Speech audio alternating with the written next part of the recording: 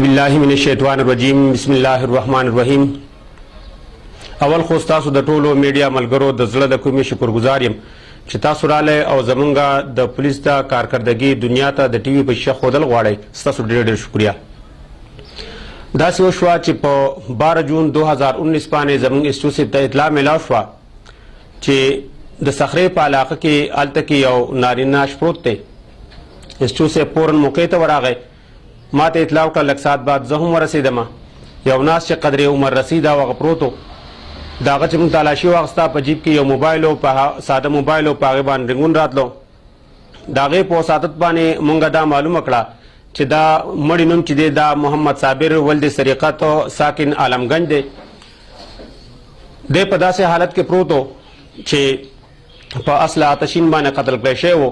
موږ ناش راوچت کو، په هغې کې موږ باقاعده اف آی آر وکړو چونکې دا یو اندا قتل و.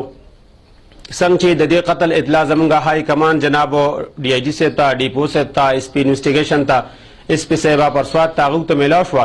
نو د ډیپو صاحب په حکم باندې په دې کې فوراً یو ټیم تشکیل شو چې پای کې یو زوما، یو محمد زیب خان د کالاکوټ تاڼې اسټو صاحب، یو اسلام الحق خان د کالاکوټ تاڼې تفتیشي انچارج، یو باچا زاده خان، ورسره ګوهر خان ایس آی، او ورسره زمونږ د ډسټرکټ سیکیورټي برانچ او پولیس اهلکاران شامل شو.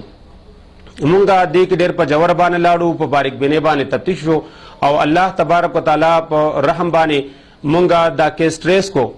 او د دې کیس اصل ملزمان د خپل دو زامن او یو رشتهدارو.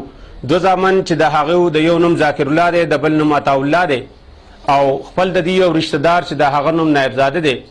دغه مونږ په مختلفو طریقو باندې رو انټاروګیټ په انټاروګیشن کې هغه د خپل جرم اقرار وکړو او د هغې په وساطت باندې دا یو اندا قتل چې نامعلوم غلی نو معلوم، الله تبارک وتعالی رحم وکړو، دا معلوم شو او معامله ستاسو په وړاندې ده.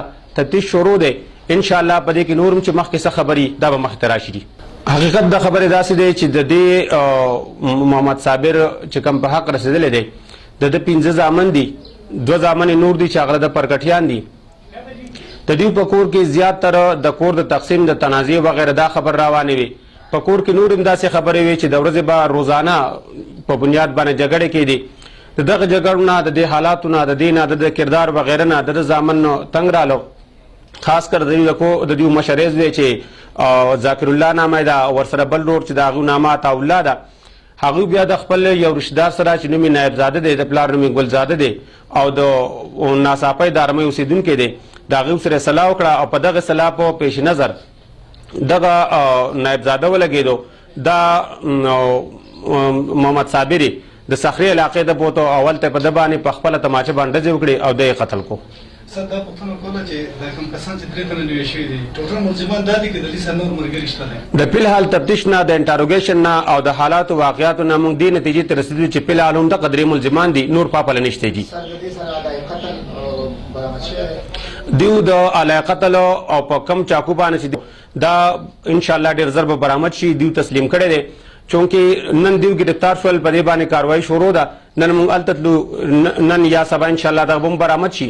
انټاروګیشن کې نایب زاده دا خبره په ګوته کړه چې د صخرې دغه علاقه چې ده دا سنگ ناراج ورته موږ وایو، دا یو خشکې علاقه ده، یو شاړ علاقه ده. دغه داسې علاقه ده چې د ورځې پکې هم خلک ګرځي نو پته پکې نه لګي. زیاتر په دې ورځو کې خو ستاسو په علم کې ده چې مختلف باغات دي، خاص کر د شلتارانو باغونه دي، د هغې د وجې هر ځای ځنګل دی. نو دې نایب زاده دغه ځای د جرم د کول لپاره یو بهترین ځای ګڼلی او په دغه نیت باندې هلته بوتو.